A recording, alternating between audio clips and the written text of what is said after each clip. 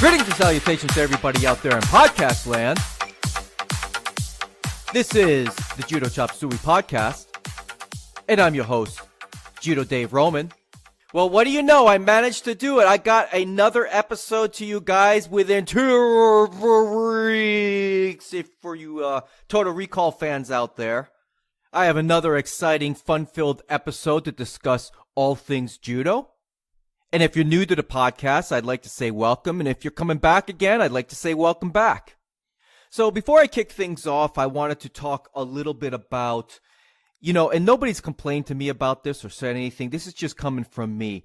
It would appear to me over the past couple of episodes or so, I've been kind of down on judo in the United States, but I don't want to be a Debbie Downer about judo in the United States. There are a lot of good things going on. But I just wanted to get that out of the way because I am going to talk about a couple of really positive things on this episode regarding judo in the United States. But on this episode, I'm going to talk about an interview that Jimmy Pedro gave on the Whistlekick Martial Arts podcast. And covering interviews of other people on other podcasts is typically not something that I do, but this is Jimmy Pedro, obviously, and when kind of like with E.F. Hutton, when Jimmy speaks, everyone should listen. And I thought some of the points that he made on this podcast was very interesting. We'll talk about it a little bit later, but I just wanted to highlight that I'm going to be discussing that, and there'll be some a little negative, but I don't want to concentrate on the negative too much because there's some really good things happening. The USA Judo Senior Nationals took place over the weekend of June 1st and 2nd, and I'm going to quickly cover some of the winners of each division, one of which just happens to be a former guest on this podcast. I'm very happy for him. The early reports from the USA Junior Senior Nationals is that from what I understand, it was a pretty good turnout. I don't have the official numbers. I don't know if they were up or down from last year, but I got to believe that holding the national championships in Sin City certainly helps. And for those outside of the United States, Sin City is Las Vegas, Nevada. So I'm going to be covering that. I'm also going to be covering a really great story that's happening with the USJA. So later on in the podcast, I'm going to bring on a fellow by the name of Jesse Grinstead to discuss a Kosen Judo division that the USJA recently held at one of their annual competitions that took place in, I believe it was Cape Coral, Florida. So that interview is going to be happening later on in this episode. I also want to briefly review the Hohhot Grand Prix because there was a lot of former and current world champions competing in that event. And this event is pretty critical because points from this event and events moving forward go to 100% towards Olympic qualification. I've also got some listener reaction. It was really interesting over the past couple of weeks. I'll just say that much. But there's a pretty interesting question that I received that I want to talk about. It's with regards to adults having to do randori with juniors, and that can be a tricky situation at times. A listener requested some advice about a particular situation, and I'm going to dish out some of that advice, and hopefully that'll be helpful for some of you out there. Now, I just referenced the USA Judo Senior Nationals. I just referenced the Hohhot Grand Prix. Something that I should have mentioned in my last episode that I failed to do so, and I apologize. I want to give a special public thank you to Travis Stevens and all the fine folks at the New York Athletic Club, whoever you are, because I was invited to be a VIP at the New York Open a couple of months ago, and I could not make it because, well, I was invited to be a VIP guest in another location. And as you guys know, that was at my mom's house. So it turned out when I got the invite to the New York Open, that was the same exact weekend. I already planned a trip to go see my mother. And at the time, I just hadn't seen my mother in a couple of years. And it was time.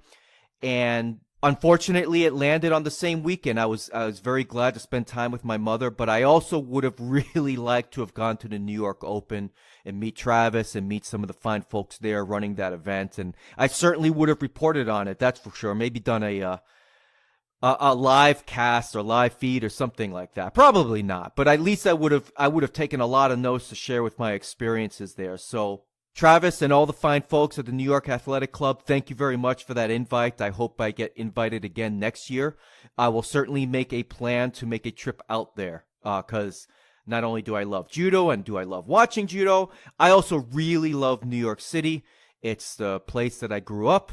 Well, sort of. I lived the first 8 years of my life in New York City, and then we moved to Massachusetts, and then I moved my happy butt down to Tampa Bay 19 years ago. So I've been here ever since, but New York will always be a special place in my heart, and any chance I can get back there for any reason, I certainly try to do so. I want to kick things off with the USA Judo Senior National Championships that were held in Las Vegas, Nevada. Now, first things first, as I was looking through the results of the tournament, it turns out that USA Judo actually had this thing live streamed. I see all the dead. Well, they're dead now because there's no competition happening at the moment. But apparently they had live streamed the matches in different mats. Now, guys, if you're listening, and I know you are, it would have been nice to have known that you were going to do that, because I follow you on Twitter. You guys have the Twitter check mark. You're a verified account. You have over 22,000 followers. And I know you don't have that much registered judoka in the country. So you got a lot of followers. You got a lot of interest. It would have been nice to know you guys were live streaming that event, because I would have skipped doing judo and Brazilian jiu-jitsu yesterday in favor of watching the senior national championships, because I wasn't going to fly out to Vegas. I mean, Vegas for me has some tough personal memories that I won't get into here, and having to do with my brother. But I certainly would have watched it live, and it would have been nice to know. Listen, you got people on Twitter. I have the alerts for you guys on Twitter. You gotta push some stuff out there. I mean, I follow you on Instagram. I follow you on Twitter. You guys need to improve your social media presence, because I don't go to websites for news anymore.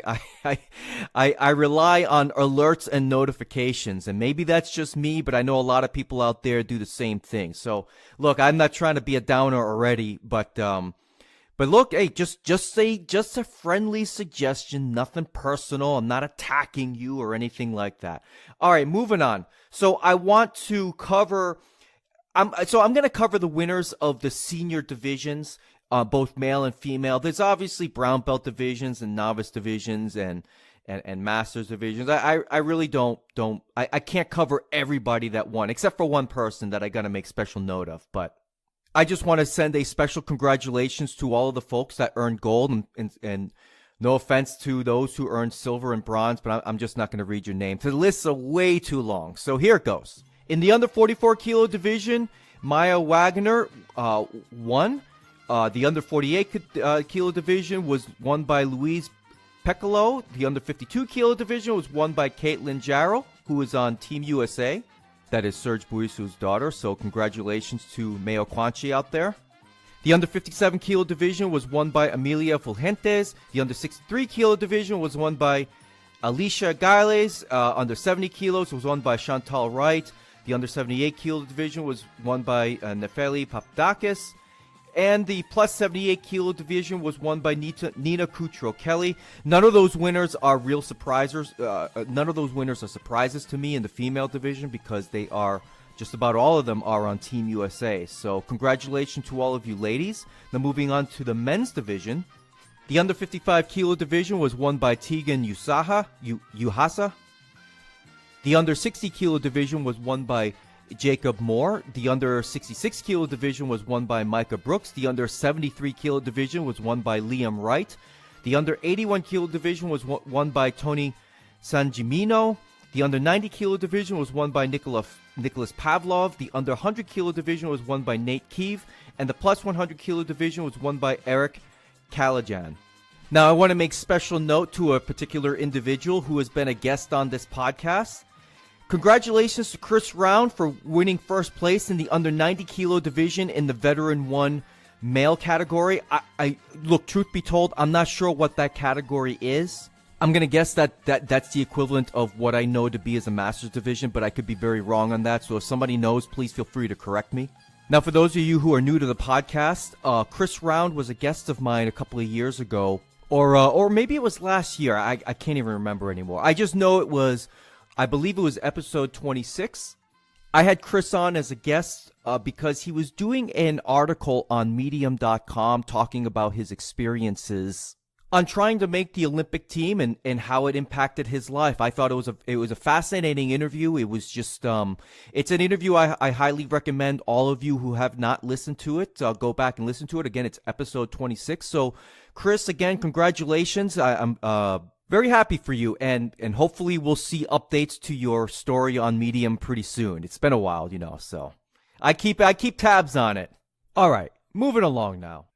Jimmy Pedro recently appeared on episode 398 of the Whistlekick Martial Arts podcast. Now, this is not a podcast that I typically listen to, but this podcast episode came up in a search that I did on my Podcast Addict app that I use to listen to different podcasts. Every once in a while, probably every month or so, I always do a search using that app for any term related to judo, and normally there aren't too many other judo-specific topics that come up when it comes to podcasts. Mine tends to be the one that comes right up to the top, but you can search on podcasts, or I should say podcasts that are specific to judo, or you can search on episodes that contain anything related to judo. So I ended up doing one of those searches, and sure enough, I came across this episode of an interview done with Jimmy Pedro, and this was done probably just a few days ago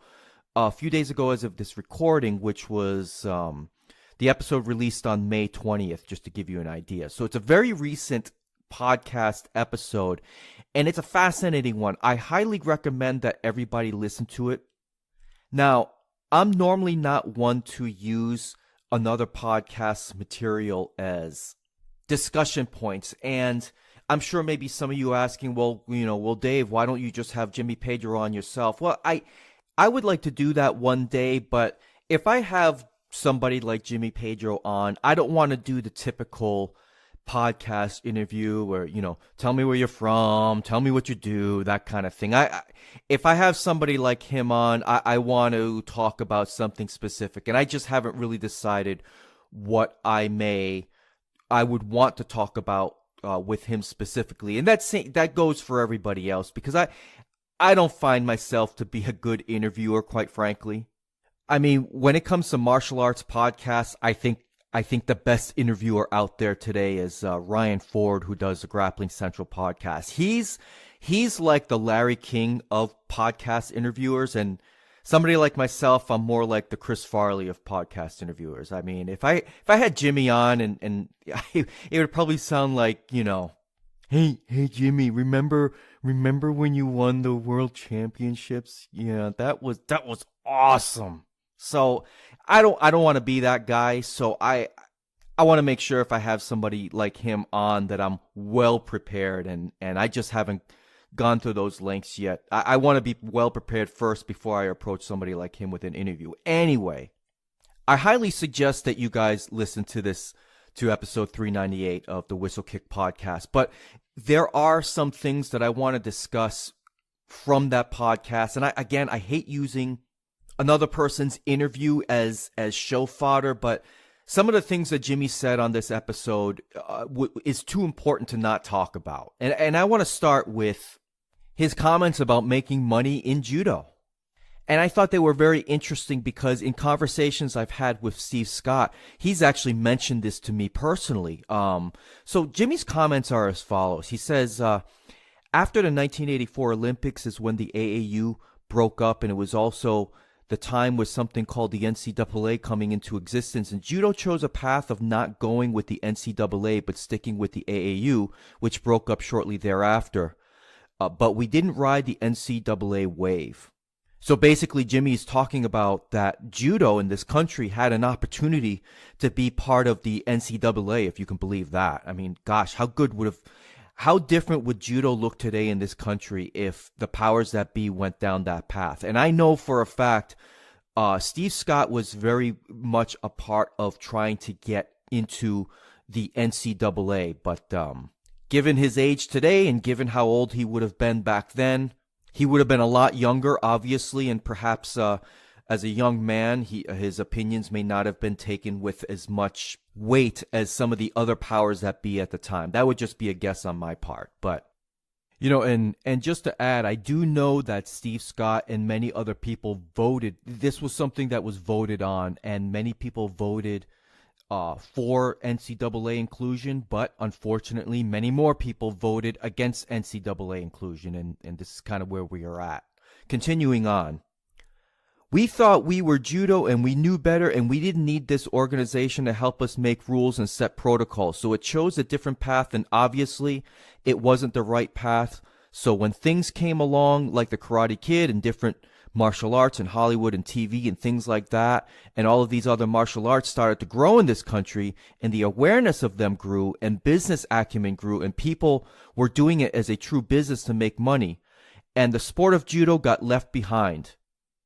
It got left behind with a Japanese mentality that you don't charge people money for doing judo. You give back to the sport. You're altruistic. You shouldn't make money and benefit financially from judo, and the other martial arts had a different agenda. And slowly but surely, we got bypassed by all of the others. And today, although judo isn't flourishing in America, worldwide, judo has become much stronger, much bigger, with more money and more professional programs worldwide. Now, I thought those were very interesting comments made by Jimmy because, well, quite frankly, some of the things that he stated, or really I should say a few of the things that he brought up are things that I have brought up on episodes past, namely the old school mindset, the old ideas. And I'm not suggesting that as judoka, as club owners, that we shouldn't strive to be altruistic. But at the same time, it's not a sin to make money in judo, to make money as a judo instructor, and to have programs and to have a business model that works for making money. And that includes, like I had, Sensei James Wall several episodes ago, that may include having tests for belt testing fees, for example, and maybe having a consistent promotion schedule, once every 3 months in your club where students that may be ready to test for the next rank, they can do so. So I guess I found it interesting just hearing it from a low-level guy like myself that it would seem that even Jimmy feels that some of the old mentality about what judo should be is killing it in the United States. And, sometimes when I bring these topics up, whether through conversation with some people or I've had a recent conversation with some people on Reddit based on some of the listener reaction that I got from the episode. And what I thought was interesting, I received a response from a fellow, a nice guy. We had a very nice dialogue online, and it wasn't combative in any way. And his point of view was, and I'm talking in a general sense, that judo shouldn't do this for adult beginners, and judo shouldn't do that because, well, judo is judo. And I kind of responded wondering, well, what does that even mean? That's like kind of saying it is what it is. And I can't stand that saying because it's one of those sayings where you're just kind of giving up. And the general idea of, well, we shouldn't be charging a lot of money for judo because judo is judo. And you can make that statement, judo is judo, with anything, and it's meaningless. I mean, my feeling is, well, okay, if judo is judo, how's that working out in the United States? How's that working out for getting more members in your club? How's that working out for getting more people involved, getting more people to teach? Even if that means getting more lower ranked people trying to teach. And that's another thing. Something else in this episode, it's going to be the last part I reference in this episode, because you really got to listen to the Whistlekick podcast to get the full interview and full appreciation of what that host did interviewing Jimmy Pedro. But Jimmy also brought up this notion, and he's true, is that there are not enough judo instructors in the United States. And this is something that I have specifically talked about in episodes past, that some way and somehow there needs to be more availability.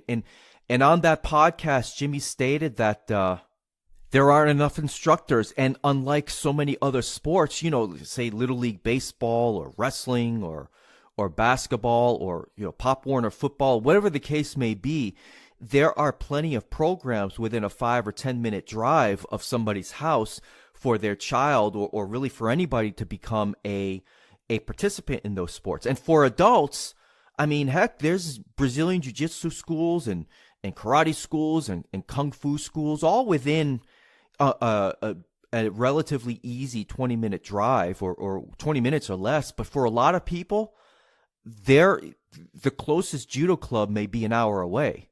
And I think that's really problematic. And, one of the ways that you can solve that problem is having more instructors. However, and this is something that I've kind of talked about before, whether it's a good idea or a bad idea, I don't know, but we have to have more instructors out there that may not necessarily be black belt level. And I know Serge Boyasu, when I interviewed him, gosh, been 2 years now, he brought this up, and I researched this recently, and he's absolutely correct. Did you know, now, I have no wrestling experience whatsoever, and even if I didn't have any experience in judo, take anybody off the street, any parent, did you know that you could go become a certified wrestling coach through USA Wrestling? Now, as crazy as that may sound to some, it's absolutely true. I wanted to make sure that I was not mistaken here. So I went on to USA Wrestling's website, and I saw they have a copper certification, copper level certification. You've got copper, bronze, silver, gold, and all the way up there. But for a copper certification, the prerequisite to be a wrestling coach for a copper certification is, let's see, you must be a current coach or member of USA Wrestling, pass a background check, pass the Safe Sports certification, and complete a 4-hour classroom course. I mean, copper certifications consist of a 4-hour classroom course or online clinic with testing after each module. Coach certifications with USA Wrestling are valid for life unless removed for disciplinary action. So let's say your middle school or your local middle school doesn't have a wrestling program. You're interested in getting a wrestling program, but you don't have a coach to coach that wrestling team. Well, you can become a copper certified coach, take a 4-hour course, and now you're a certified coach by USA Wrestling. And to take the course and get certified, it's a $50 fee. I mean, I'm not necessarily saying judo should go down that road, but my goodness, I know if a parent or a student wants to get involved in teaching judo, that there is far more red tape involved in preventing people from volunteering to help judo grow than there is for so many other sports in the United States. And again, like I said, how's it working for us? Well, it's really not. And I hear it, and sometimes I see it from national governing body numbers, at least the 3 main ones that most people are used to.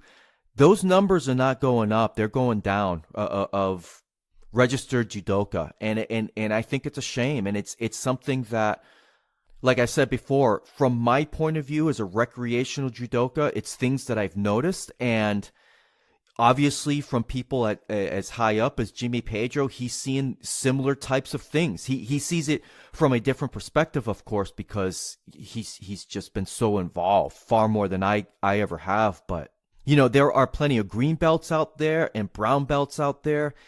If they wanted to start a judo program locally, I don't think they would have the kind of support that they need in order to do that. And look, I don't want to hear about rank, and I don't want to hear about insurance stuff, because if USA Wrestling can figure it out, why can't USA Judo?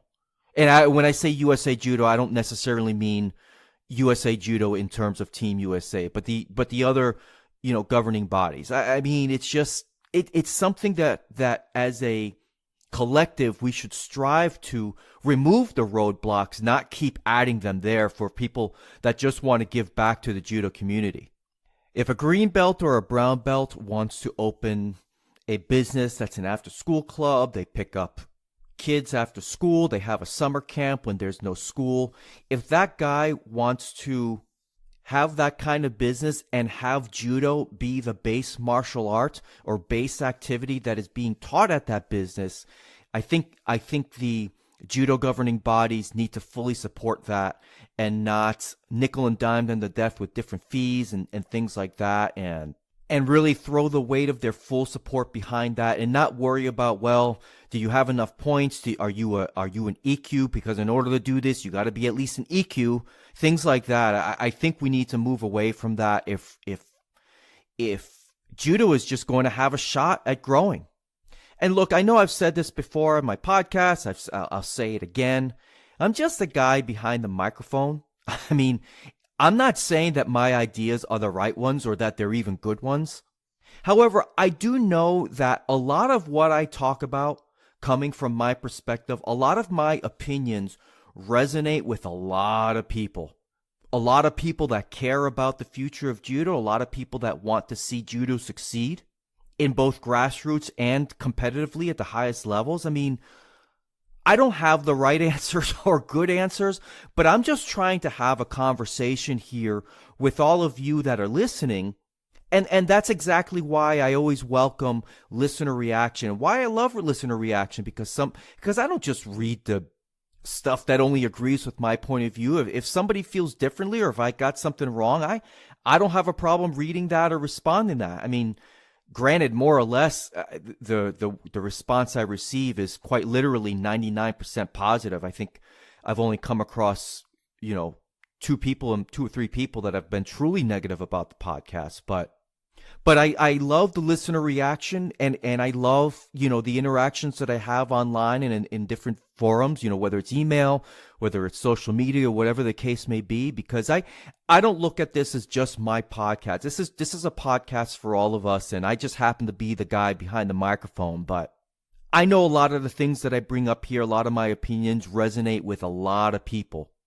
And I know, because sometimes I check the download numbers from time to time. Anytime I talk negatively about USA Judo or judo in the United States as a whole, it's interesting to see where the download numbers spike up a bit.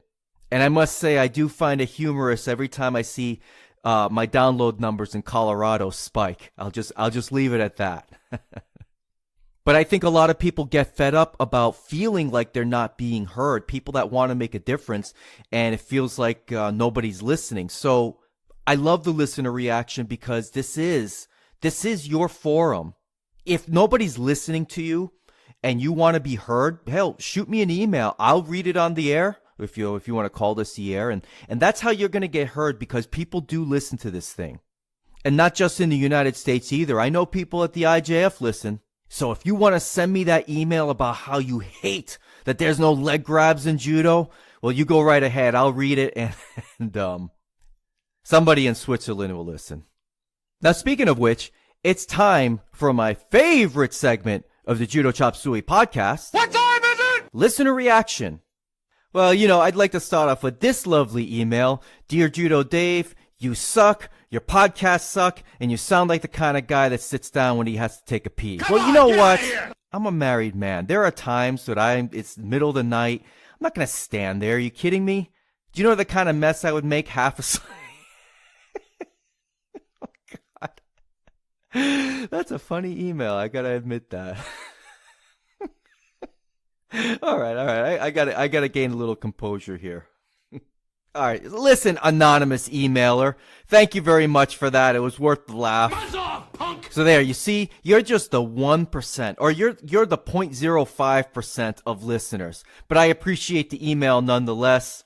As for whether or not I sit down, that's a little too much detail that I'm willing to divulge on the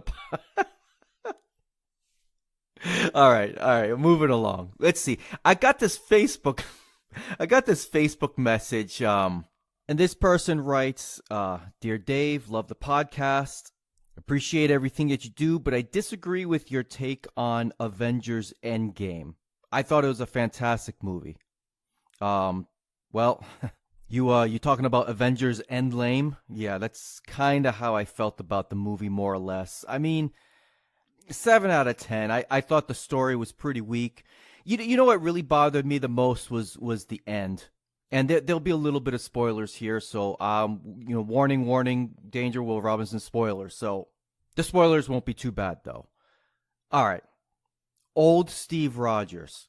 So old Steve Rogers pretty much means that during Captain America Civil War at Peggy Carter's funeral, that would mean that old Steve, her husband, was in the same room as Captain America. So, it goes to say, wouldn't their kids recognize young Captain America in the funeral or at the funeral? Wouldn't they be like, hey, what's Dad doing here when he's like 30 years old? And another thing, when Captain America kissed Peggy Carter's niece in Civil War, well, wouldn't that mean he gave a passionate kiss to his own niece? I did not have sexual relations with that woman. Are you sure about that, Cap? Anyway, that's just one in a myriad of problems I had with the movie. Look, I love the action, 7 out of 10 overall, but that story was kind of weak for me. Anyway, moving along. I received another Facebook message a couple days ago that, on a more serious note, this really shocked me when I read it, and I'm going to try my best to respond to this. I still don't have a good answer, so here it goes. I would love to hear your thoughts on judo, or I should say, on parents in judo in an upcoming podcast, Dave. I had an unfortunate experience today when I threw a junior with a left Hayatoshi. She was in no way injured but came off the mat crying due to the loss. Later, when I asked if she was okay, she looked through me and said nothing. In later matchups, she refused to bow and punched my throat repeatedly with a lapel grip.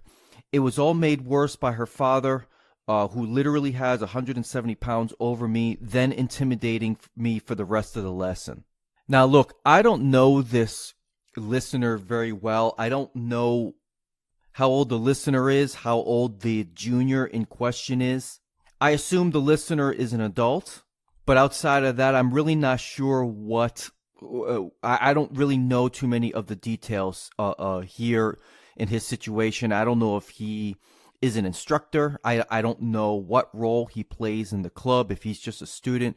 Hard to really tell, but I will say this, and I'm going to assume that this is randori here. As an adult, when working with juniors, and again, this is just my opinion, your role as an adult is to, by and large, just take falls and move around a bit.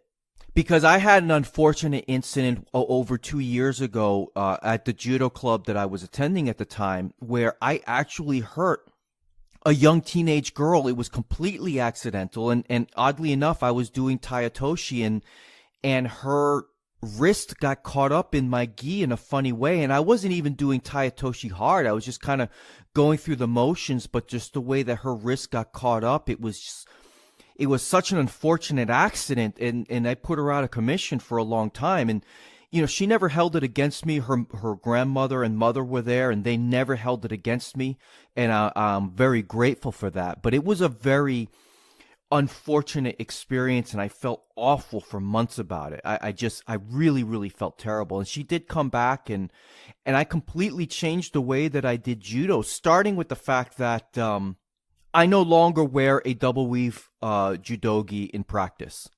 These days, the only time I ever wear my double weave is if I'm going to some kind of an open mat area where I expect to do a lot of randori, and not so much that I really want to grip fight, because I don't care about grip fighting in randori very much. I do grip a little bit, but what I can't happen to me is just being ragdolled by bigger guys who really take advantage of the single weave and all the flexibility and space that it provides. But when it comes to juniors and just about every other judo class that I attend, whether as a student or maybe as a student/assistant instructor, I wear my single weave because I don't want people. I think single weaves are great for training, and I'm a lot more comfortable with it. But I think, especially with juniors, you have to wear single weave. That's one. And two, if by junior you're talking about somebody that's 15 years old and under, I really believe that for the most part, your role there as an adult, assuming you're an adult, is to just take falls. Now, that doesn't mean that you sit around there and flop around or that you never throw. But when you throw, your timing really has to be exquisite. Your timing, it has to be perfect. And if it's not perfect and you start finding yourself driving on a throw, just let it go. I mean, again, if it was me, adult male, with a junior female, I'm largely taking falls, doing very light grip fighting, and everything I do is predicated on active movement. And when I do that and I take a very light grip, like a lot of times when it comes to let's say a 13-year-old girl these days, I will grip with my finger, with my index finger and my thumb on the lapel, and that's it. I will not use the bottom 3 fingers to maintain a grip on the lapel, and that's how I play. I play from there. I generate enough movement and hand movement and stuff to not create force, but just to try and get perfect timing. And when I do randori that way, the round is tough because now I can't rely on any strength advantage whatsoever. So I have to generate power through movement and technique and just using the right amount of force to get a young child over on a throw. But if I start feeling like I'm driving or say, for example, if I'm doing an uchimata, I'm not doing a ken uchimata on a junior. I'm just not doing that. I think that's a bit much. And what I noticed is when I changed the way that I did judo with juniors in randori, is that they had a really fun time with me, and I did as well. I really enjoyed doing those rounds of randori with juniors because I was playing to their level, and they really got a lot of benefit out of it, and so did I, because when I take away the strength and try and play at their speed, look, I'm in my early to mid 40s. A 13, 14-year-old kid is probably faster than me. If I'm letting them move and stuff, they're pretty fast. They're sneaky. They do a lot of things that they would do in competitions against other kids their age. So it does make it challenging. So I think that's really the best approach. If you are the instructor, I would suggest having a discussion with your students and reminding them that there is no winning or losing in randori. So throwing a junior, they should not be upset on the mats. That's unacceptable. But a young junior is not going to have the emotional wherewithal to understand that, a lot of kids will cry if they get thrown. That's kind of a normal thing because they're a kid, And if you're not the instructor, I would talk to your sensei about it and have your sensei have a discussion not only with the kids, but with everybody in the room, the parents too, to understand that in judo, it's a high contact sport. There's a lot of movement. Injuries can happen. And parents need to understand their role that, when they see their kid getting slammed on the mat hard, that they can't get angry about that and cause an issue. I know there are judo instructors out there that don't allow their parents on the side of the mats. And sometimes if you have a big enough club, I think that can be a good policy, because you don't want sensei parent on the sidelines coaching their kid. So that would be my suggestion in that situation. Let me know how it goes. Best of luck to you. I'm sorry that you had to go through that, but parents staring you down, that's unacceptable. And one more thing, just to be clear, when I'm talking about you can't allow sensei parent on the sidelines, that does not include parents that have been allowed or who are volunteering their time and efforts to help you in the club or help be an assistant coach, even if they don't have an official rank in judo or they are low ranked themselves. I'm talking about sideline parents, not parents that are actually involved in helping your club. So that's all the listener reaction I'm going to read today. If you want to reach out to the show, if you want to follow me, you can follow me on Instagram at La Vida Judoka. My Instagram is awesome. If you go on there, you can see my new Brazilian Jiu-Jitsu gi, which is a knockoff of the Cobra Kai gi in The Karate Kid. I love it. Because I think I've said it before that I'm sick and tired of everybody having the same damn gi in the club, and I wanted something different. I wanted something that's mine, and absolutely nobody has this gi. So I'm very proud of it. So you can go on there and check out my the pictures of my new gi and all the other cool things that I put up there. My Instagram's awesome. You got to trust me on that. You can follow me on Twitter at La Vida Judoka. The International Judo Federation follows me on Twitter. Now I got to ask, why don't you? Now I wish the IJF would follow me on Instagram because they would really love my page. But at least they follow me on Twitter, so that's really cool. If you want to email the show, you can do so at judochopsuey@gmail.com. That is the best way to get a hold of me. The absolute worst way to get a hold of me is through Instagram, especially if you do not follow me on Instagram. And you could always reach out to me on the official Judo Chop Suey Facebook page. That Facebook page is not as active as I would like, but I'm not a big fan of Facebook. Admittedly, it's just not my thing. But I am getting a little bit more involved with it. And if you are bold enough, you want to add me on as a friend on Facebook, you feel free, go right ahead if you can find me. The only thing I would ask is shoot me a personal message saying that you're a listener, and that way I'll add you, because sometimes I get these Russian bots or whatever. I can't accept friend requests from people that don't have mutual friends or are not listeners of the show and things like that. So I just if you're a friend of if you're a listener and you want to add me as a friend on Facebook, just shoot me a message and I'll accept your friend request and we'll chat and have a good old time. All right, so on March 30th at the Yoichiro Matsumura Championships held in Cape Coral, Florida, the USJA held its inaugural Kosen Judo competition for their participants. Now, just to be clear, I do not know much about Kosen Judo, and what I do know is that it's a competition style of judo that primarily focuses on the waza, and that competitions are generally a team event. And these teams are comprised of 15 members from the 7 imperial universities in Japan. So, in general, when you hear about Kosen Judo, this is strictly a style of judo and a competition that is by and large held in Japan between the imperial universities. There are 7 of them. And I wanted to bring that up just a little bit because a lot of times people use the word Kosen Judo in terms of a marketing strategy. And I personally don't have anything wrong with that. If you've ever looked at a Kosen Judo competition, it really does look like, in some ways, a Brazilian Jiu-Jitsu competition. There's a lot of what you would call guard pulling. In Judo, it's considered hikomi. But the actual movements and defenses and the objectives, it looks very similar to a Brazilian Jiu-Jitsu competition, except the scoring is just very different. And in Kosen Judo competitions, you can win on an ippon throw. But on with me on the podcast is a fellow by the name of Jesse Grinstead. Jesse reached out to me probably a couple months ago now and wanted to bounce off ideas of a Kosen Judo competition that he was going to hold at the Yoichiro Matsumura Championships. And I'm bringing him on in order to talk about his experiences with that and what it was about and what we can expect from the USJA moving forward. Jesse Grinstead, everyone. Jesse, welcome to the Judo Chop Suey podcast. How you doing today? Oh, just fine, Dave. Thanks for having me on. I'm a longtime listener and big fan of the show.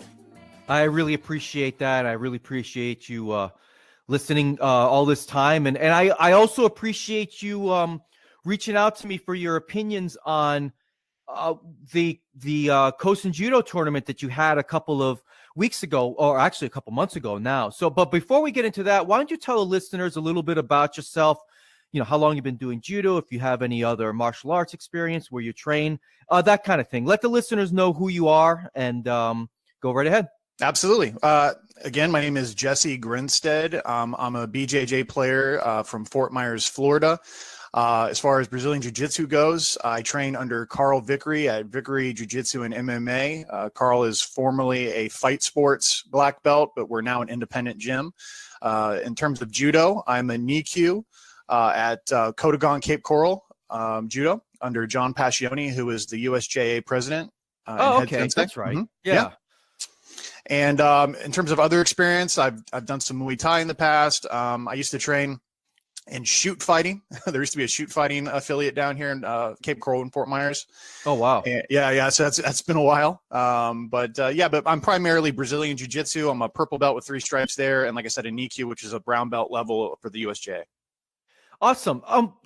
Fort Myers, that's probably about what, an hour and a half away from me or so? Yeah, you're in the Tampa area or St. Pete, somewhere around there. I'd say Tampa, Hillsborough County. Mm-hmm. Yeah, hour and a half, 2 hours, something like that. Yeah. Okay, I should probably make my way down there one day and definitely meet in person. I know we've conversed online over the past couple of years or so. So I'd like to put a face with a name. We have not trained on the same mat, right? You haven't come up here for any open mat. No. We've trained with people who have trained with each other. For instance, Simon from like I said, that's right, Sarasota area or somewhere over there. I know he's trained with you a few times. I've trained with him, so we've got some connections. Yeah, that's right. So again, the reason why I brought you on, the USJA recently had what you call a Kosen Judo competition in one of your local events that you have every year. Can you tell me a little bit about the event this is the inaugural event of the Kosen Judo rules, correct? It was the debut of our Kosen division, but it was division. Okay. Yeah, it was taking place in our annual tournament in Cape Coral each year, which is the Yoichiro Matsumura Judo Championships. And yeah, we do that every year, somewhere around March and April. Yeah. Does your club host that tournament? Yeah, every year? I'd say for all intents and purposes, it's considered hosted by Cape Coral, Kodokan. Yeah. Mm-hmm. Okay, sounds good. So this Kosen Judo style, I got to ask, why did you go with the name Kosen Judo? Because there's some historical context when it comes to Kosen Judo. There's a lot of times people use that name and start saying it's related to Brazilian Jiu-Jitsu. Some people use it as a marketing term. Now, I don't have an issue with that. I'm just curious what your reasonings were for using that name for this particular tournament. I'd say there's a couple of reasons why that name ended up getting picked. I think ultimately it's because the USJA some time ago decided it wanted to have a Kosen division, so we were kind of stuck with the terminology. Not that I dislike that at all. I think the term Kosen pays homage, gives the appropriate amount of respect to the tradition that we're trying to honor. But really, it just came down to the fact that the USJA has had long-term plans to have a Kosen division. It already even had sort of like a Kosen training system, which was kind of odd that we had that before we even had a competition set. But the terminology was already chosen by the organization. Interesting. So when you reached out to me a couple of months ago, getting my opinion on the rule sets that were being used, how involved were you in that process? Because I got the impression, if this is not the case, let me know. I got the impression you were heavily involved in setting this up or at least coordinating some of this. Is that true? Yeah. I was definitely probably the main technical advisor on this because I was the person who decided to just roll up my sleeves and do the research. Roddy Ferguson is the director of the Kosen division, and he's the one who's sort of implemented the training system.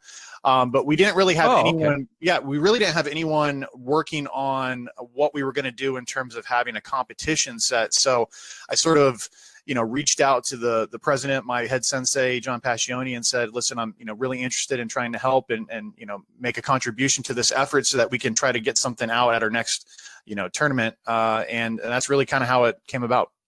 That's fantastic. How long did this process take you in terms of putting together the rules and such? Because we were kind of bouncing ideas back and forth.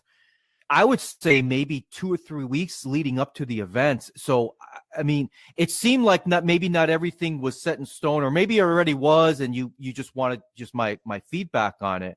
How long did it take you to put together maybe the rule set here?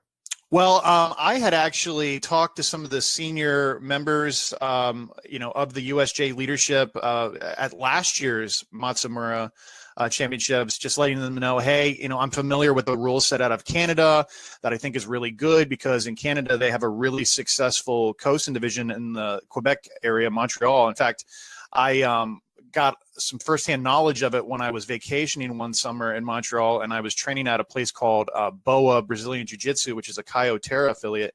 And I was immediately informed by those guys that Brazilian Jiu-Jitsu is actually banned in Quebec.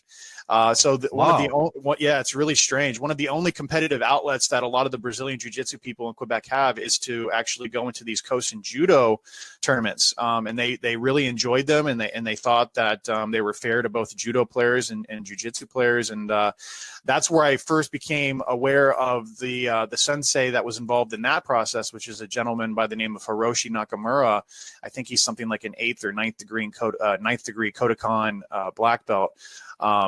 He's been in Canada for several decades, but he's originally from Japan. And yeah, he runs a really successful Kosen division up there. So his rules sort of started things off in terms of giving us a template or a foundation for coming up with ideas. And then once we discovered that we had some technical limitations that wouldn't allow us to do a points-based system like they have in Canada, we had to gear it more towards the traditional Wazari and Ippon type scoring because of our table scoring systems. But we eventually came up with something a few weeks before the tournament that was in line with what our technical limitations were, and we're still very much close to what we saw from the Nakamura set, with some changes, of course. It's not a carbon copy by any means, but so there was like I said, a foundation and an inspiration for the rules, and then we had to sort of make some changes that fit our technical limitations. Now, in your research here, are you familiar with the Kosen Judo rule sets that a lot of the imperial universities follow, or the imperial universities in Japan follow for their competitions? Are you familiar with that? Yeah. And if you are, okay. You are. So how similar is the rule set that you ran at your tournament compared to what you may see at the imperial competitions? Yeah, I would say it's very similar, with just some small changes, I think, that maybe suit our players a little more. Also, the imperial style rules that they have in Japan are more geared towards team competitions, right? And our tournament was just mano-a-mano, the standard one-on-one, not a team system, although that's something I think we'd like to explore in the future. But I noticed that I think one of the changes that I'm familiar with that they have is that they still can end a match on a single throw in the imperial system, and so we didn't do that.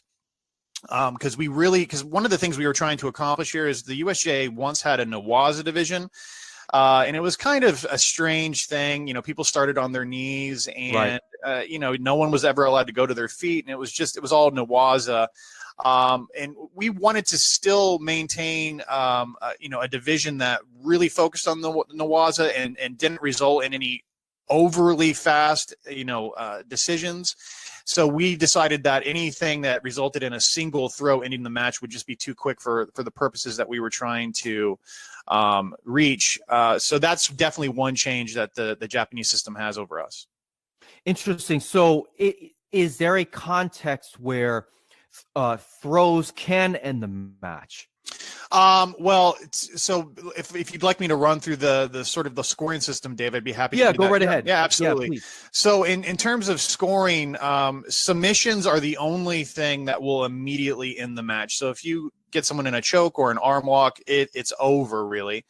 And a 20-second pin will also ultimately in the match, but typically you're not going to get that pin unless you've done something to get that person to the ground. So Ippon is basically going to be earned again on submissions and 20-second pins.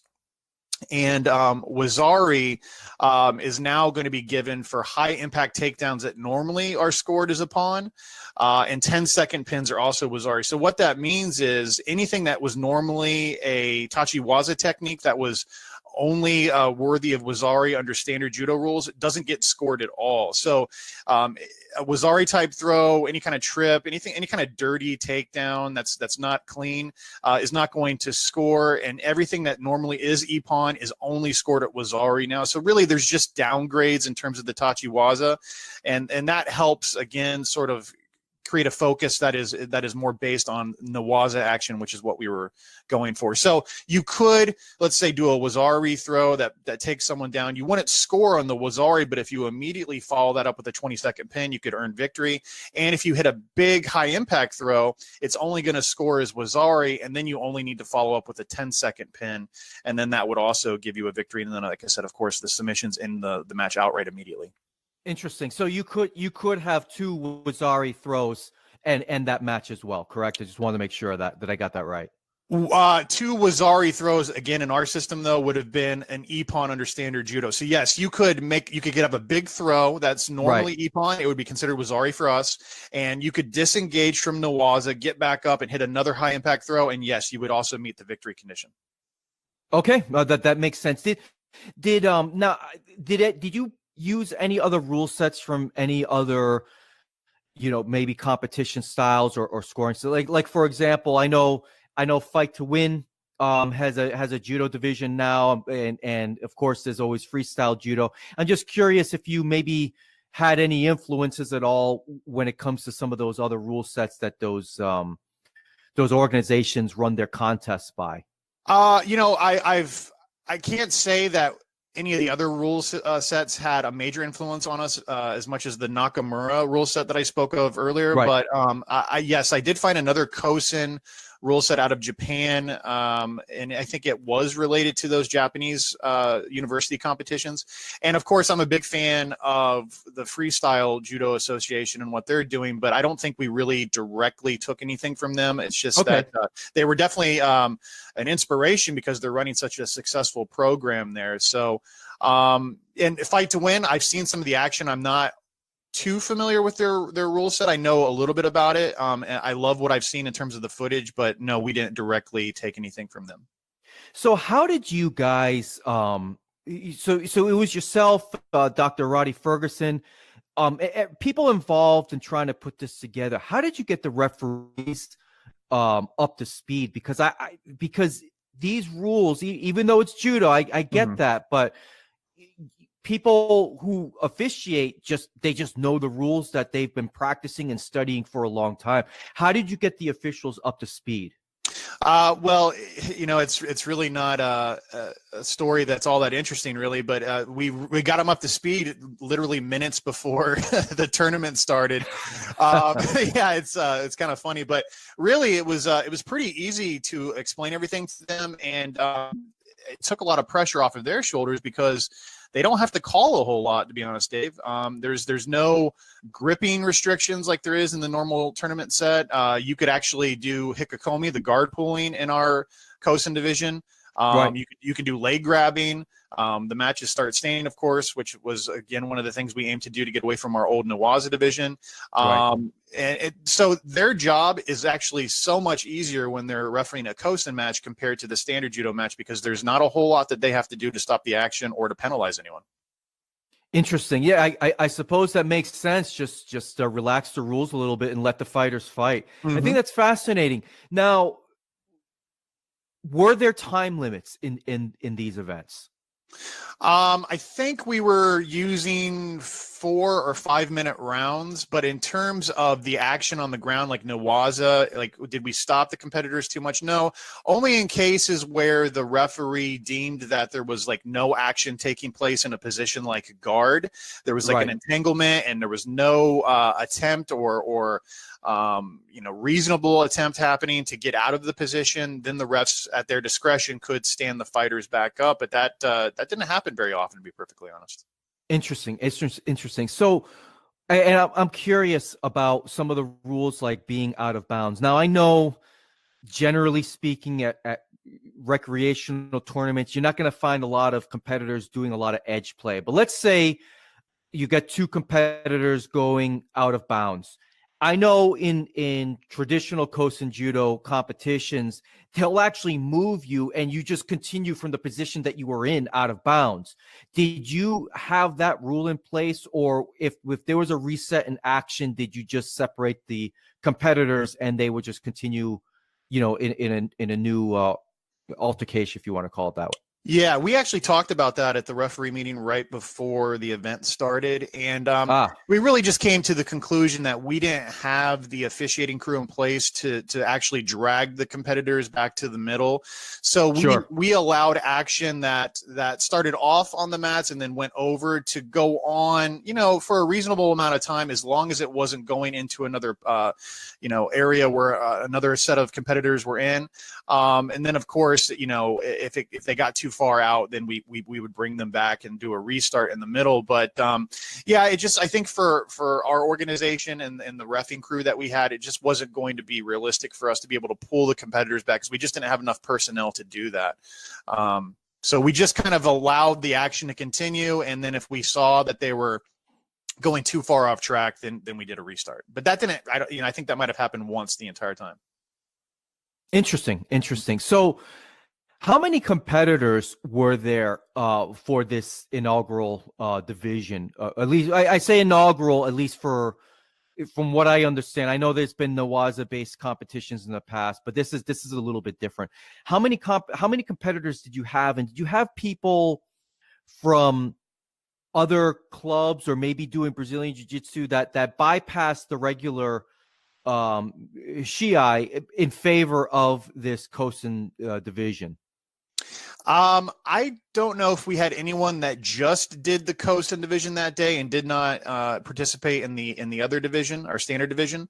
But we had a number of competitors, dozens in fact, who did both that day. But in terms of the exact number, I'm not sure. We would have liked to have seen more come in and compete that day, but we were still very encouraged with the amount of participation that we had. This, given the short notice that we gave to so many people about what the rules were going to be, and that the division was going to be highlighted at the tournament. I think in the future it's going to be a real hit because all of the feedback that we received from the competitors was very positive. I mean, I think there's really a movement out there in the adult judo community to go back to a style of judo that allows for more continuous action, that allows for more nawaza, because it seems that judo has definitely taken more of a focus on juniors, and that makes sense given the fact that we are concerned about things like the Olympics and national teams and all of that. But for a lot of adult competitors, they just want to get out there and scrap a little bit, and something like our Kosen division really allows people to go out there and sort of demonstrate their full set of skills and not be hindered by these very peculiar rules that standard judo has about gripping and all of that. So we, like I said, a lot of positive feedback from the people who did compete. That's fascinating. Now, how did you manage the weight divisions for this? I can only imagine you'd have a broad range of people competing, and given the time frame of when you announced this, because like I said again, it seemed like only a few weeks before the actual tournament. So, given the time frame, how did you all set aside or set up the weight divisions? I think basically the pairings happened along the same lines as the pairings that we do for our standard divisions. So a lot of the people who competed against each other earlier in the day when they went to Kosen were paired up again in the Kosen division. I don't know if we had perfect parity as far as weight and rank and all of that for Kosen, because we had, like I said, fewer competitors. But at least from a visual inspection, of the action, we were doing a pretty good job of matching people by size and by rank. But, there were some discrepancies in a couple of matches, not so much by weight that I saw, but by belt rank. There were some black belts competing against people of lower rank. But for the most part, Kosen was mostly brown and black belts. Interesting. So what is next with the USJA and your involvement, and what's the next step? Is this just going to be an annual event at the tournament that you guys hosted, or are you planning, or the USJA, you planning on expanding this event to different areas around the country? Yeah, well, I've spoken to Sensei John Pascioni, who again is my head sensei and the president of the USJA, and he's very excited about the project, and he wants to see it spread around the country in any tournament that we're involved in. I think there's some talk of the U.S.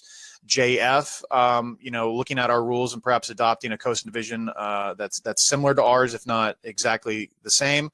But yeah, I mean, the USJA is definitely interested in promoting this division and seeing it grow. My involvement in it is that I will continue to be of service to Sensei Passioni and the USJA, and I'll offer whatever, technical advice that I can. I think most of that work is done at this point. But like I said, I'm happy to be involved as much as they will allow me to be. And Jesse, I think that's really fantastic. As you know, since you listen to the podcast, sometimes I don't intend to sound so negative or down on judo in the United States. Sometimes there are things that I observe and I don't maybe pay enough attention to a lot of the good that's going on out there. And I just want to give you kudos to being part of the good, being part of the solution. And I think it's really great that you're taking time in order to do this, because this is a really big deal, in my opinion, and a very big endeavor. Now, if somebody wants to expand on what you're doing, I don't know, let's say somebody out in Idaho wants to do something like that. What can they do to, and maybe you can't answer this, but I'll ask anyway. How can the USJA, what can you do? What can the USJA do to support those people? What do they need to do in order to get something going? Do you have anything written down in terms of, I don't know, documentation or things along those lines that may be helpful for people? Basically, who can people on the outside of Florida reach out to in order to learn more about maybe setting something up like this? Yeah, I mean, I'm available for any conversations that anyone wants to have, and if they can't directly reach Sensei John Passioni, which that actually isn't really hard to do. Sensei Passioni is pretty much available to anyone who writes to him. But anyone who wants to write me, they can contact me on something like Facebook. My name is Jesse Grinstead. Pretty easy to find. Not a whole lot of people with my name. There's a couple, but not a whole lot. And if anybody wants to email me, the email address is jessegrinstead@gmail.com.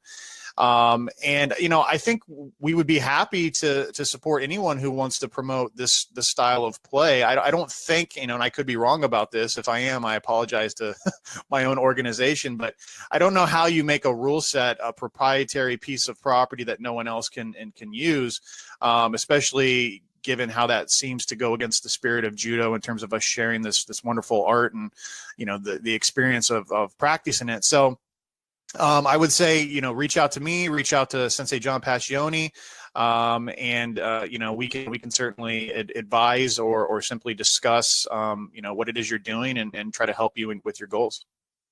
Fantastic, Jesse. Well, look, I appreciate you taking time out of your busy schedule to come on the podcast and talk about this. I thought it was worth discussing, and unfortunately, we had this interview set up a long time ago, and then things got all botched up with my job and everything. So, and then we all moved and everything. So, I really appreciate you taking the time to come on. This has been great, and I appreciate it. Thank you, Dave. No worries about the delay. Listen, I had a lot going on too as I was moving as well, so I know how that is. But thank you so much for having me on. Like I said, I love the show, and I try to promote it as much as I can with people in both the jiu-jitsu and judo community. Well, thanks a lot, Jesse. We'll definitely talk soon. Sounds good, Dave. Thanks again. I want to take a few moments to talk about the Hohhot Grand Prix, but before I get into that, I just want to say, what a disaster for me on fantasy judo. Good Lord. What? I think I got 36th place out of 45 participants. I mean, I just had a really bad showing. I was depending on Hifumi Abe to clean house in the under 66 kilo division. It turned out that he didn't even show up for the event. And of course, I picked his sister, Uta Abe, as my team captain, and so did pretty much everybody else on the field. So what a disastrous turnout for me. That's typically how it goes for me in fantasy sports. It's a good thing that I didn't bet any money on this, because I just probably would have lost big. And by big, I'm talking about $2. But I ended up picking three members of my team that didn't even show up for the event. And I also ended up picking Cyril Marais of France, who earned me a whopping -3 points. Now, how the heck does that happen? I mean, 3 Shidos in a match and you're done? Is that come on, you're better than that. All right, moving on. So the Hohhot Grand Prix had some pretty interesting results and storylines. I'd like to make note that there were some athletes that I expected to appear at this tournament that did not, starting with Daria Bilodid, Sarah Asahina. Like I just said, I expected Hifumi Abe to show up at this event. Now, someone that did show up that I was very happy to see was Saeed Molai of Iran. And I talked briefly about him in my last episode with the Iranian team. Now, he did not end up fighting any Israelis, but certainly he ended up winning the under 81 kilo division. And of course, that should be no surprise to anyone. He's the best in the world in that division, in my opinion. He's the current world champion, and it will not surprise me if he just marches all the way up to Tokyo 2020 and ends up on the first place stand there. So well, there goes that result. Under 81 kilo went to Saeed Molai. He ended up beating Sotaro Fujiwara of Japan. The bronze medal winners were Dominic Ressel of Germany and Sung-Ho Lee of South Korea. The under 60 kilo division was won by Jin Kim Won of South Korea. Hopefully I got his name right. Young Wei Yang got second place from Taipei. Do I have that right? I think so. And the bronze medal winners was Albert Ogzuov of Russia and In Hyuk Choi of South Korea. Congratulations to you, men. The under 66 kilo division, which probably would have been won by Hifumi Abe, ended up going to Lim Han Kim of South Korea. He defeated Aram Grigorian of Russia. In third place was Ming Yen Sai of Taipei. And the other bronze medal winner was Bashkuku. Boy, that's a tough one. Yondan Perolini of Mongolia. Boy, Chinese Taipei had a really good day. I mean, I've of all the times that I've been doing, results on the podcast with naming the countries and such at the Grand Prix and Grand Slam events, I think that's the first time I've mentioned Chinese Taipei twice in an episode. In the under 73 kilo division, the gold medal went to Hidayat Haydarov of Azerbaijan, who defeated Viktor Skovtorov of United Arab Emirates. The bronze medal winners were Igor Wantke of Germany and Arthur Margeliadon of Canada. Hey, congratulations to Canada there. That's great. Turns out the fifth place winner was also a Canadian, Antoine Bouchard. Congratulations to you. The under 90 kilo division was won by Kenta Nagasawa of Japan, who defeated Nemanja Majdov of Serbia. The bronze medal winners were Ivan Silva Morales of Cuba, and the other bronze medal winner was Georgi Papunashvili of Georgia. Pardon me. The under 100 kilo division was won by Guham Cho of South Korea, who defeated Benjamin Fletcher of Ireland. Hey, look at that. Ireland in the house here. That's nice. The bronze medal winners were Carl Richard Frey of Germany and Ongantabar Leghangvazurin of Mongolia. Boy, that's a tough one. My apologies there. Boy, Germany had a pretty nice tournament here, too. Congrats to you guys. Or I should say congrats to you guys. In the plus 100 kilo division, it was won by Ming John Kim of South Korea. Boy, South Korea had a really nice day. Wow. Tuvshinabar Naidan from Mongolia took silver. Lucas Krapalik of the Czech Republic was in third, and Levani Matayashvili of Georgia took the other bronze medal. Now, in the under 48 kilo division on the women's side, it should have been won by Daria Bilodid, but she didn't show up. So Yu Sun-yeon of the Democratic People's Republic of Korea takes first place. I'm sure Dear Leader is very proud of that. Yao Xiong of China takes second place. And the bronze medal winners are Katharina Menz of Germany and Shira Rishoni of Israel. Like I said, wow, Germany's cleaning up pretty good too.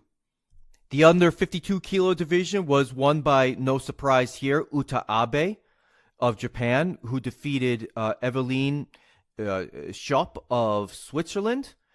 Third place, the bronze medal winners go to Ekaterina Guica of Canada and Geffen Primo of Israel. A special congratulations to me, or from me, to Angelica Delgado of the United States, who ended up placing 7th. That's really fantastic for Team USA, and that's certainly much needed points for her bid to get into the Olympics. That's great. Congratulations, Angelica. In the under 57 kilo division, it was won by Jin A. Kim of the Democratic People's Republic of Korea. Again, boy, dear leader's having a field day. He's dancing a jig right about now with these results. She defeated Daria Mezhetskaya of Russia. The bronze medal winners were Tongjuan Liu of China and Jessica Klimkate of Canada. Again, Canada showing up strong. Certainly, and that's fantastic, going ahead with the Montreal Grand Prix that's coming up over the summer. It's good to see Canada making it up to the medal stands there. In the under 63 kilo division was won by Martina Trajdos of Germany, who defeated Jing Tang of China. The bronze medal winners were Junixa Zhang of China and Amy Nochi of Japan. In the under 70 kilo division, we had Saki Nizoe of Japan defeating Anna Bernholm of Sweden. The bronze medal winners were Kelita Zupanik of Canada. Boy, Canada again. And Giovanna Sochiamaro of Germany. Wow, Germany again. Boy, they really, you guys cleaned house. I know I've said it before. I'm going to say it again. Congratulations to you all. Now, it sounds like I may have biases with certain countries. That's not really the case. It's just those particular countries happen to show up a little bit more than I expected at this tournament. In the under 78 kilo division, it was won by Estelle Posvite of France, who defeated Anna Maria Wagner of Germany. The bronze medal winners were Kalema Antomarchi of Cuba and Zhenzhao Ma of China. Audrey Tremeo of France ended up with 5th place here. She was my pick to win the division, but at least I got some points from her instead of unlike Cyril Murray. Goodness. And in the in the plus 78 kilo division, without Sarah Asahina standing in her way, Idalis Ortiz takes 1st place. There's no surprise there. I'm not even sure how that would have ended up if Sarah Asahina was there. But Asahina was my pick in this division, but of course she didn't show up. So Miss Ortiz had the honor of defeating Maya Akiba of Japan. And the bronze medal winners in this division was Jasmine Quelbs of Germany and Xian Zhu of China. Now, someone of note who has not been on competing on the IGF World Tour over the past several months is one of my favorites on the tour, Guram Tushishvili. I don't know if you guys were aware. I know I didn't cover it on my podcast because I just been so busy. But Tushishvili was suspended by the International Judo Federation for 2 months following an issue with regards to him competing in what I believe to be is the Kurash World Championships, which is a style of wrestling that actually looks pretty similar to judo in terms of how you win. I don't know much about Kurash. Really, I hardly know anything at all other than what I've seen. But what's interesting is that apart from the different colored jackets and the red belt that they wear, Kurash competitions really look like judo.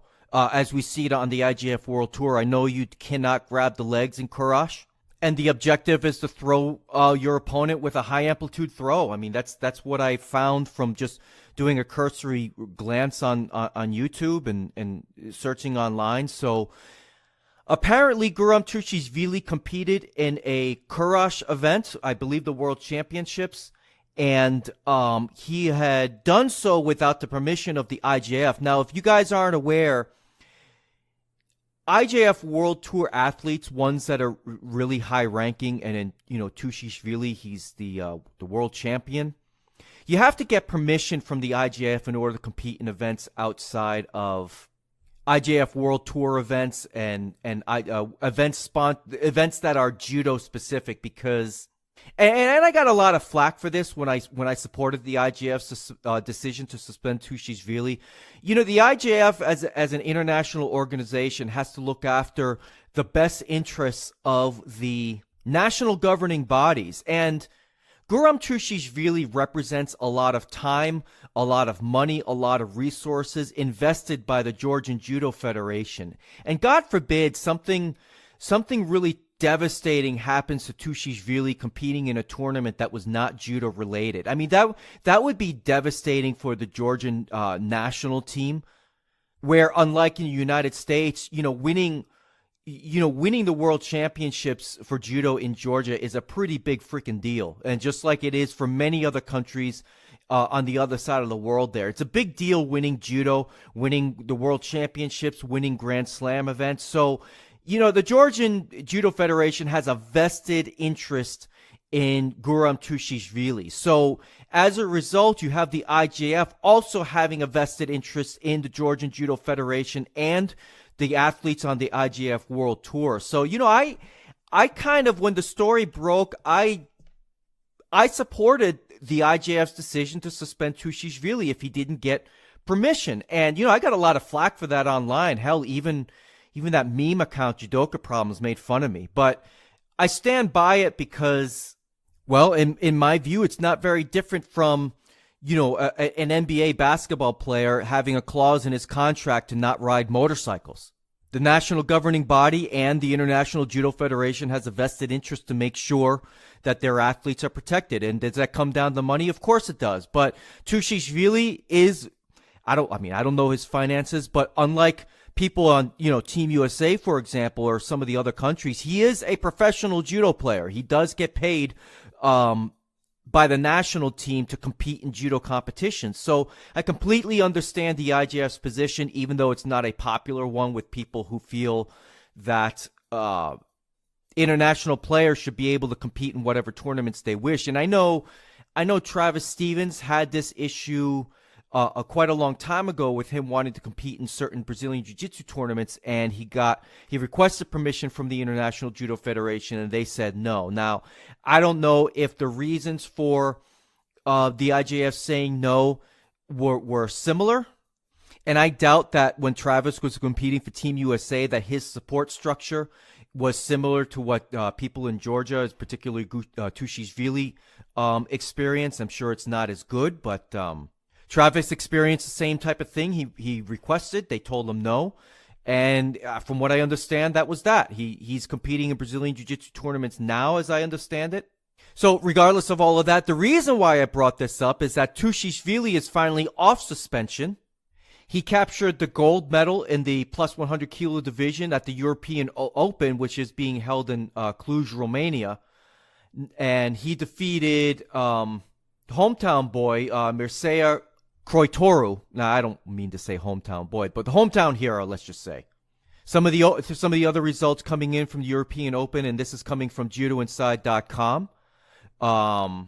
Apparently, Tushishvili was not the only person from Georgia to win gold. 4 gold medals for Georgia on Sunday, 3 gold for the Italian men on Saturday.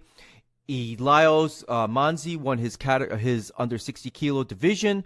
The 2016 Olympian faded away on the IJF World Ranking, but this victory will give him some confidence, just like in 2016. He can make a fast move forward, as in Italy in the under 60 kilo division is still totally open. Manuel Lombardo is ruling the under 66 kilo division, but in Cluj, Biagio Stefanelli won the gold against Matteo Piras and in an all-Italian bout. Loic Corval celebrated his return with a bronze medal together with Frenchman Robin Corrado. In France, Kylian Lebloch has the best papers for qualification for the games in 2020, but Corval is still ambitious after we thought his career was over, and he converted into a coach. Looking at this quickly, under 73 kilo division was won by Leonardo Casaglia of Italy. Vladimir Alkazi won the under 81 kilo. He's out of Georgia.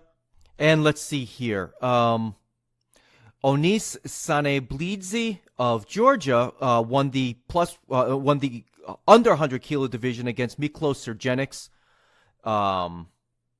And I believe those are the results that I have for now coming out of the European Open. Now, the European Open is not a contest that I typically cover, but I do follow Guram Tushishvili's career, and I just happened to get the Twitter notification from Judo Inside that he published a new article, so I was kind of reading that on the fly. All right. I think it's about time for me to wrap things up. I've been going an hour plus strong on this episode. So let's see. Do I got anything else to cover? Let's see. The USA Judo Championships. No, I think I got it all. I think it's time for me to shut up, so I'm going to get out of here. Hope you all have a great day. Hope you all have a great rest of the week. Train hard. Stay safe out there. And until next time, I'm out. Oppan Gangnam Style. Gangnam Style.